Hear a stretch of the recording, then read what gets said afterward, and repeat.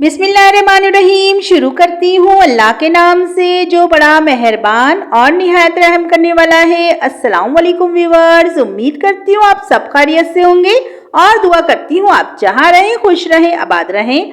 आज हम बना रहे हैं बहुत ही ज़बरदस्त क्रीमी फ्रूट चाट रमज़ान स्पेशल रेसिपी।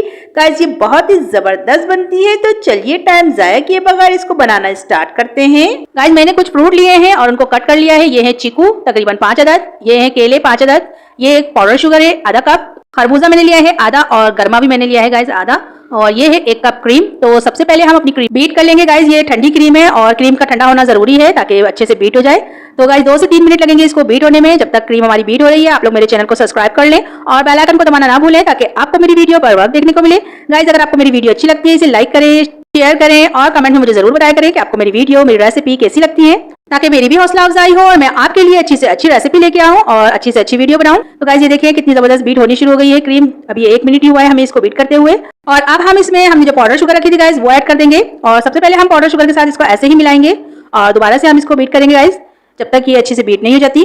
और गाइस अगर आपके पास पाउडर शुगर नहीं है तो घर की जो है रेगुलर चीनी को आप लेकर और उसको मिक्सी जार में डाल के पीस लें बारीक सा, और उसके बाद आप उसको छान लें तो आपको पाउडर शुगर मिल जाएगी।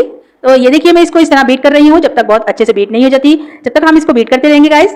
ये बहुत ही जबरदस्त बनती है और बहुत जल्दी बन जाती है क्रीम चाट। तो आप इसको जरूर बनाएं अफ्तार में या अफ्तार पार्टी में या ईद पर अपने मेहमानों के लिए। गाइस ये हर मौके पे अच्छी लगती है, ये बहुत ही जबरदस्त बनती है और बन भी बहुत जल्दी जाती है बहुत कम टाइम में। तो ये देखिए गाइस हमारी क्रीम कितनी जबरदस्त बीट हो चुकी है। अब जो है हम इसमें अपनी जो है हमने फ्रूट कट करके रखे थे वो ऐड करेंगे। ये देखिए गाइस इस तरह बीट होनी चाहिए आपकी भी। और अगर आपके पास क्रीम नहीं है गाइस तो आप टेंशन नहीं लें, आप दही को भी जो है फेंट कर इसमें ऐड कर सकते हैं चीनी डालकर, वो भी क्रीम का ही काम करती है और बहुत ही जबरदस्त लगती है वो भी।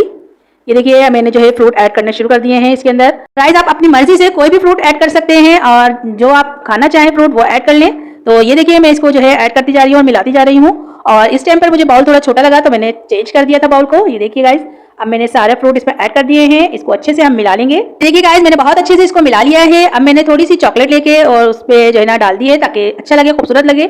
गाइस ये बहुत ही जबरदस्त बनती है, जैसे शादियों में हम लबे शीरी और फ्रूट कॉकटेल और दूध दुलारी वगैरह खाते हैं, ये बिल्कुल वैसी ही बनी थी और बहुत ही अच्छी लग रही थी। तो आप इसको मीठे के तौर पे भी सर्व कर सकते हैं मेहमानों के सामने। जो खाएगा आपकी ही तारीफें करेगा गाइस। आप इसको अफ्तार पार्टी में बनाएं या ईद पर, ये हर मौके पे अच्छी लगती है।